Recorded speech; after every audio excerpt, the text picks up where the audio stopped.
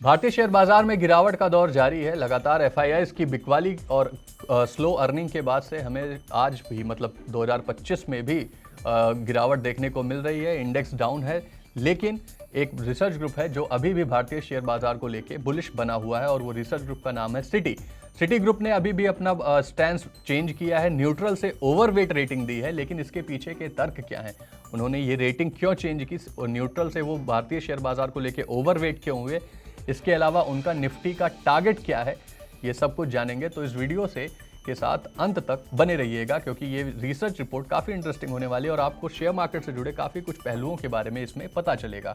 नमस्कार, मेरा नाम है सत्यम और आप देख रहे हैं मनी 9।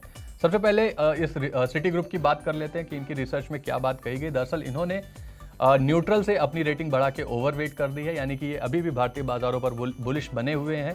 इसके पीछे इन्होंने क्यों ये रेटिंग दी, क्यों अपनी रेटिंग चेंज की, इसके पीछे क्या लॉजिक है वो चलिए समझ लेते हैं। दरअसल सिटी ग्रुप का मानना है कि जो इंडियन इकोनॉमी की प्रॉब्लम है कंजम्पशन की, खपत की, उसमें सुधार होता हुआ दिखाई देगा आने वाले समय में। जो एक अर्बन इकोनॉमी में अर्बन स्लोडाउन की जो बात कही जा रही है कंजम्पशन की, वो सुधरता हुआ दिखाई देगा, जिसके लिए आरबीआई और वित्त मंत्रालय लगातार प्रयास कर रहे हैं। तो ये एक बड़ा कारण है। इसके अलावा सिटी ग्रुप ये भी एक्सपेक्ट कर रहा है कि आने वाले टाइम में ब्याज दरों में कटौती की जा सकती है, और जिसका इम्पैक्ट अभी भी हमने देखा, हाल ही में ब्याज दरों में आरबीआई ने 25 बेसिस पॉइंट की कटौती की।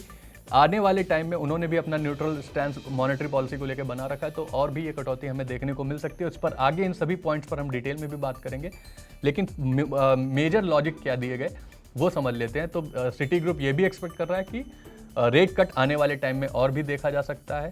ये एक बड़ा कारण है जिसकी वजह से वो बुलिश है भारतीय शेयर बाजार पर। इसके अलावा जो अमेरिका से इकोनॉमिक टैरिफ हाइक और इकोनॉमिक चैलेंजेस की बात चल रही है, उसको लेकर सिटी ग्रुप का एक बड़ा बयान आया कि इससे इंडिया पर इम्पैक्ट काफ़ी कम होगा, क्योंकि इंडिया का जो इकोनॉमी है वो काफ़ी ज़्यादा डोमेस्टिक ओरिएंटेड इकोनॉमी है। भारत एक खपत से चलने वाला देश है।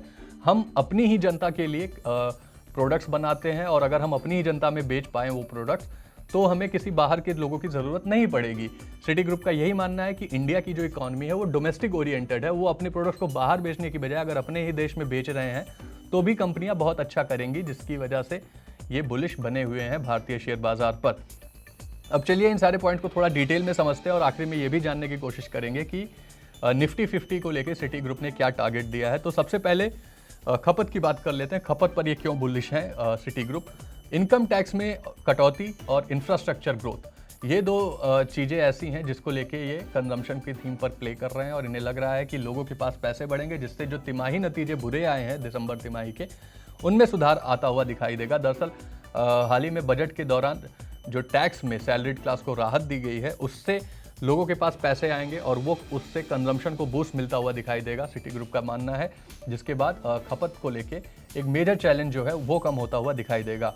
आगे बढ़ते हैं, और अगला रीज़न जो है वो है इंफ्रास्ट्रक्चर स्पेंडिंग का। दरअसल हमने देखा कि प्राइवेट और गवर्नमेंट दोनों तरीके के कैपेक्स में भारी गिरावट देखने को मिली। आरबीआई की भी रिपोर्ट्स आई थी सामने पिछले कुछ दिनों में, जहां पर हमें इंफ्रास्ट्रक्चर में खर्च को लेकर कटौती की बात सामने कही गई। इसका इम्पैक्ट ये हुआ कि इकॉनमी में स्लोडाउन आया। जो ग्रोथ रेट हम 8% के ऊपर थे, वो गिरकर 6% से भी नीचे 5.5% के आसपास आ गया था, जिसके बाद सरकार की नींद खुलती है और वो इकोनॉमी में पैसे इन्फ्यूज़ करने की बात करते हैं, इंफ्रास्ट्रक्चर स्पेंडिंग बढ़ाने की भी बात करते हैं। FY 25-26 में, यानी कि अप्रैल महीने से शुरू होने वाले फिनेंशियल ईयर में, तकरीबन 11.21 ट्रिलियन रुपीज़ का इंफ्रास्ट्रक्चर खर्च गवर्नमेंट करने वाली है, 11.21 ट्रिलियन रुपयों का। तो जिससे एक बड़ा बूस्ट मिलेगा इंडियन इकोनॉमी को, आर्थिक विकास आएगा, रोजगार के जॉब चांसेस बढ़ेंगे। इंफ्रास्ट्रक्चर पे जब भी सरकार खर्च करती है तो ये सारी चीज़ें होती हैं, जिसकी वजह से इकोनॉमी तेज़ी से बढ़ती है, और ये हमने अभी हाल ही में देखा जब भारत की इकोनॉमी 8% की रफ्तार से बढ़ रही थी क्वार्टर ऑन क्वार्टर। तो एक तो ये आयकर कटौती और इंफ्रास्ट्रक्चर स्पेंडिंग में बढ़त, ये दो अहम कारण है जिस पर सिटी ग्रुप बुलिश है। इसके अलावा आरबीआई का स्टैंड, आरबीआई का जो मॉनेटरी पॉलिसी को लेकर, रेपो रेट को लेकर न्यूट्रल स्टैंड कायम है।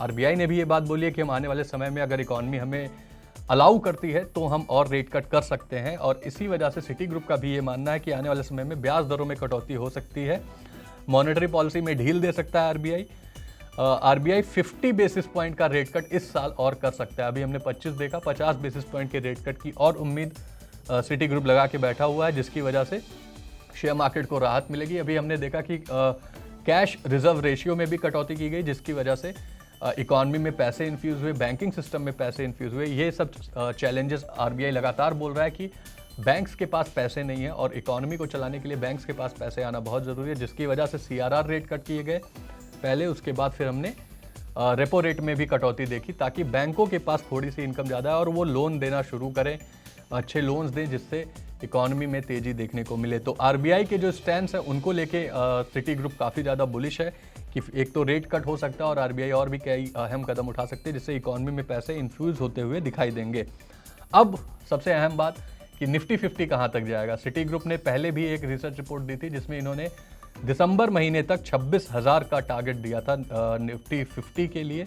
ये अपने उस टारगेट पर बरकरार। अगर हम सोमवार की क्लोजिंग से देखें तो अभी भी निफ्टी 50 में 15% की तेज़ी आने की उम्मीद है दिसंबर के महीने तक, दिसंबर 2025 तक। तो अभी भी अपने लक्ष्य पर सिटी ग्रुप कायम है। निफ्टी 50 का टारगेट इनका 26,000 का ही है।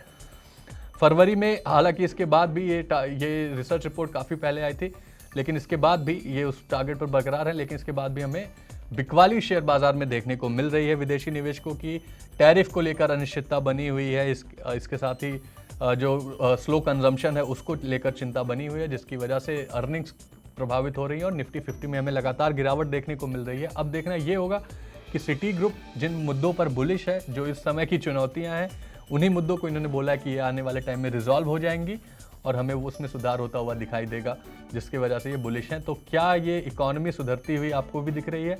अब देखना ये होगा। सबसे बड़ा सवाल इसमें यही आ रहा है कि आरबीआई के जो कदम है उससे इकॉनमी पर क्या इम्पैक्ट पड़ेगा, क्या वो उनमें ग्रोथ आती हुई दिखाई देगी, क्या जो कंजम्पशन का सवाल है वो सुधरता हुआ दिखाई देगा।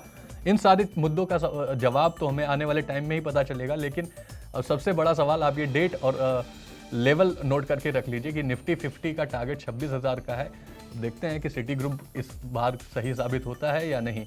आपका इस पूरे मसले पर, सिटी ग्रुप की रिसर्च पर कितना भरोसा है, क्या व्यू है, हमें कमेंट में ज़रूर बताएं। वैसे ही वीडियोस के लिए देखते रहें मनी9।